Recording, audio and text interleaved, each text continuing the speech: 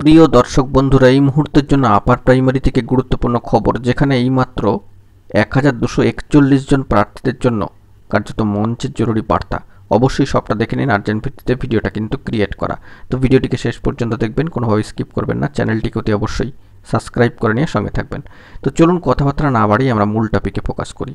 বন্ধুরা, আমরা সকলেই জানি যে আপার প্রাইমারি থেকে 2016 প্রসিডিওরে 14,052 নিয়োগের পক্ষে কার্যত বাকি থাকা প্রার্থীদের সংখ্যা ছিল 1289, যে সংখ্যাটা আমরা প্রথম থেকে জানিয়ে আসছিলাম 1289, এবং সেখানে দাঁড়িয়ে কার্যত বেশ কিছু প্রার্থীর আবার ডাক হলো 8 ফেজ কাউন্সেলিং।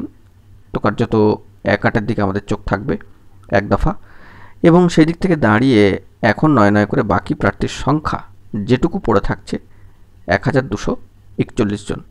তো সেই নিরিখে দাঁড়িয়ে জোরালো বার্তা উঠে আসছে মঞ্চের তরফ থেকে, যে জানা যাচ্ছে যে 8ই অগস্ট উক্ত ডিভিশন বেঞ্চের শুনানি এবং 14,052 নিয়োগের পক্ষে অবস্থান ধর্ণা মঞ্চের কার্যত 948তম দিনে দাঁড়িয়ে যে বার্তা উঠে আসছে, 29 এপ্রিল মহামান্য আদালত অবমাননার মামলায় ডিভিশন বেঞ্চের নির্দেশ মোতাবেক অবিলম্বে আর বাকি থাকা 1241 জন প্রার্থীর চাকরি সুনিশ্চিতকরণ করতে হবে।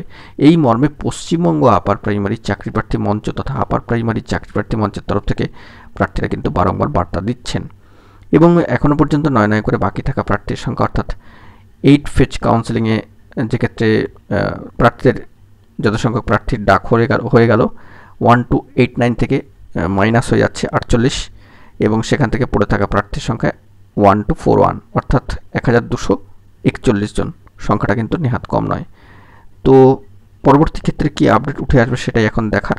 আপাতত মঞ্চের তরফ থেকে, অর্থাৎ পশ্চিমবঙ্গ আপার প্রাইমারি চাকরি প্রার্থী মঞ্চ তথা আপার প্রাইমারি চাকরি প্রার্থী মঞ্চের তরফ থেকে বাকি থাকা 1241 জন প্রার্থীর জন্য জোরালো বার্তা উঠে আসলো, যে দ্রুত অবিলম্বে মহামান্য আদালতের নির্দেশ মোতাবেক 14,052 নিয়োগের পক্ষে বাকি প্রার্থীদের কিন্তু নিয়োগ করতে হবে। সংখ্যাটা কিন্তু 1241 জন প্রার্থীর চাকরি সুনিশ্চিতকরণ করতে হবে।